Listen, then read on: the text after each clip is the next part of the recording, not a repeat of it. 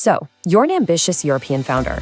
Let's be real. For you, the United States isn't just another place to sell your product. It's the ultimate prize. It's the final boss. It's the single greatest test of your company's potential. But just having ambition isn't enough to conquer it. You need a playbook. So in this explainer, we're going to break down exactly what it takes to win. And look, the stakes could not be higher. As Danny Reimer from Index Ventures puts it, you really only get one shot. This isn't some casual next step on your roadmap. No, this is a high-stakes, all-in kind of move that demands precision, commitment, and a rock-solid plan. Because if you get it wrong, you might not get a second chance. So why would anyone take such a huge risk? Well, it's because the scale of the reward is just staggering. The enterprise software market in the US, we're talking about a market worth a whopping $195 billion. That is more than double the size of Europe's. US companies just see technology differently. It's a competitive advantage, and they are absolutely willing to pay for it. And that right there can completely transform your startup's trajectory. Okay, so here's the deal. For any founder with truly global ambitions, the question isn't if you should expand to the US. It's all about how you're going to do it successfully. Because just showing up is not enough. You need a playbook. And that playbook has actually evolved a lot over time. You can think of it in about 3 waves. So first, before 2010, you had the transplant era, where you literally had to pack up and move everything to the US. Then, things got a bit more nuanced with the hybrid approach.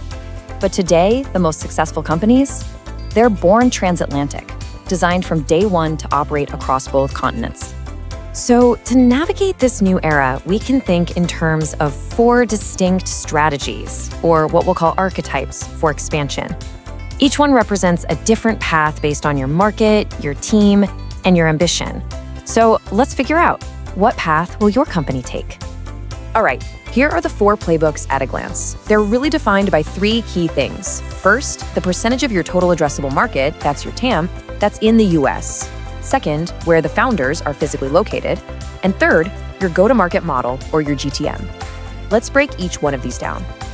First up, we have the magnet. This is your playbook if the US represents over half of your entire potential market. The name really says it all.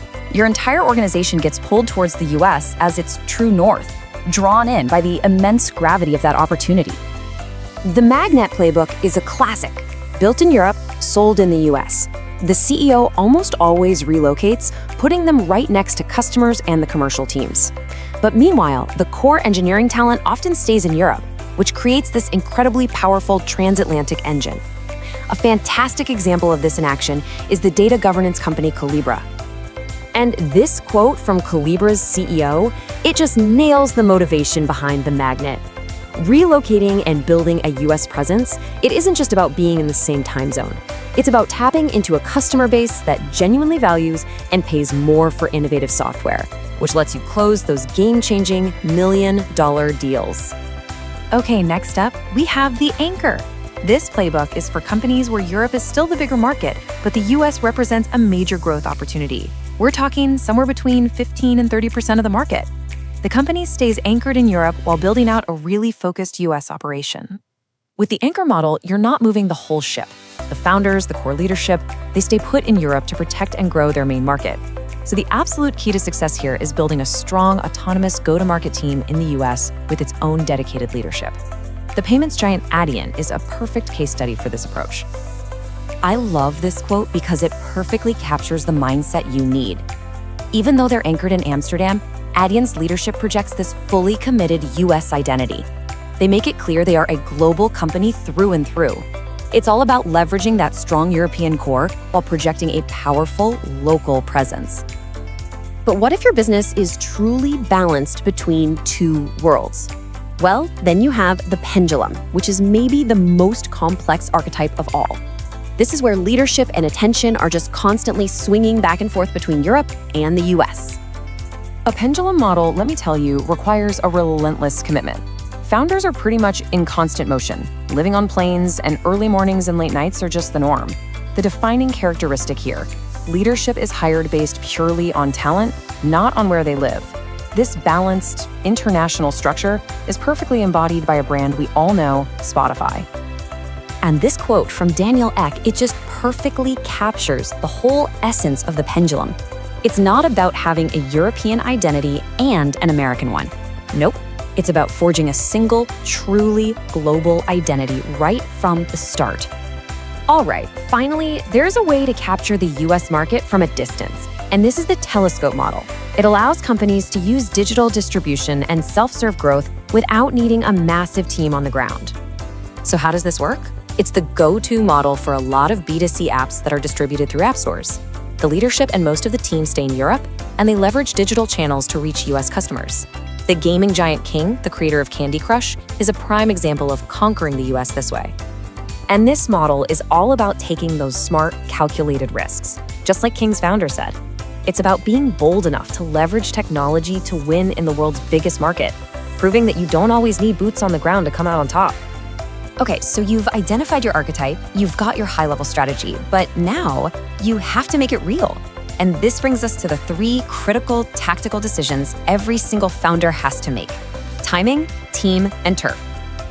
When it comes to timing, the trend is just undeniable. Founders are moving earlier, and they're being bolder. Today, an incredible 64% of European startups expand to the US at the pre-seed or seed stage. Now, to put that in perspective, before 2020, that number was just 33%. That is a massive shift in mindset. So these archetypes really help you answer these critical questions. For timing, do you go early, like a magnet, or do you wait until you have proven product market fit, PMF, like an anchor? For team, does a founder actually need to relocate? And for turf, is it the Bay Area for its incredible AI talent, or is New York a better fit for time zone alignment? But beyond all the strategy and the tactics, there's a final, crucial element that underpins every single successful expansion. It's kind of the secret sauce, the elixir for the journey. We call it the transatlantic mindset. And this mindset really rests on 3 pillars.